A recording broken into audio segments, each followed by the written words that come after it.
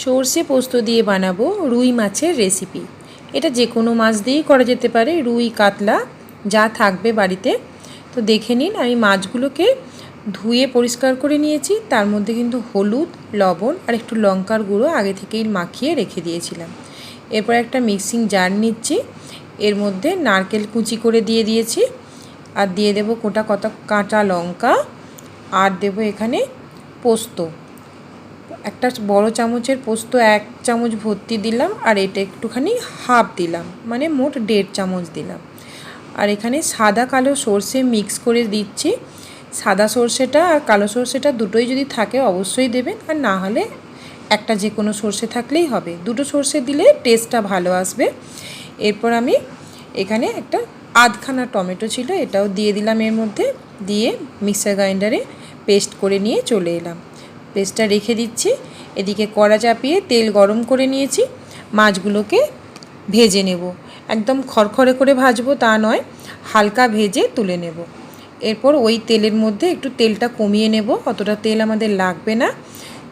কালো জিরে ফোড়ন দিলাম, 2 কাঁচা লঙ্কা দিয়ে দিলাম, তারপর এখানে টমেটো দিলাম, তারপরে কাঁচা লঙ্কাটা দিয়েছি।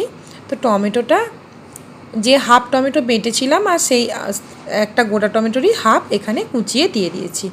2 কাঁচা লঙ্কাও দিয়ে দিলাম। লঙ্কাগুলো একটুখানি ভাজা করে নাড়াচাড়া করে নিয়ে যে পেস্টটা বেটেছিলাম সেটা আমি ছাঁকনির মধ্যে ছেঁকে নিচ্ছি, যাতে ওই সর্ষের যে খোসাগুলো আর নারকেলের যে ছিবড়েটা সেটা ছাঁকনির মধ্যে রয়ে যাবে। দেখুন এইভাবে, আর পেস্টটা কড়ার মধ্যে পড়ে গেল। তো এখানে আমি দিয়ে দিলাম জিরের গুঁড়ো, আর এখানে দিয়ে দেব লঙ্কার গুঁড়ো। লঙ্কার গুঁড়োটা চাইলে স্কিপ করতে পারেন, আর যদি মনে হয় ঝাল ঝাল খাবেন তো দিতে পারেন। লবণ দিয়ে দিলাম।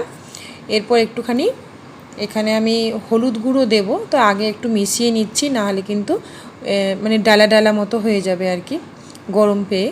তো এটা মিশিয়ে নেওয়ার পরে আমি হলুদ গুঁড়ো দিয়ে দিলাম। এরপর ভালোভাবে মিশিয়ে নিয়ে একটু ফুটতে দেব, দিয়ে মাছগুলো এর মধ্যে দিয়ে দেব।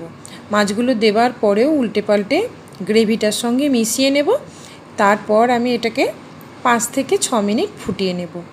তো যদি ভিডিওটা ভালো লাগে, মনে করিয়ে দিচ্ছি প্লিজ একটা লাইক করে দেবেন, আর যদি ভিডিও খারাপ লাগে সেটাও অবশ্যই জানাবেন।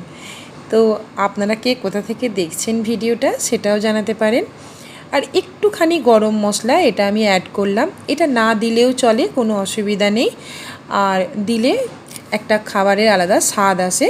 তো এরপর আমি প্লেটে সার্ভ করে নিচ্ছি গরম ভাতের সাথে। এই রকম মাছের যে রেসিপিটা ফাটাফাটি যায়, একবার বানিয়ে দেখবেন। ধন্যবাদ।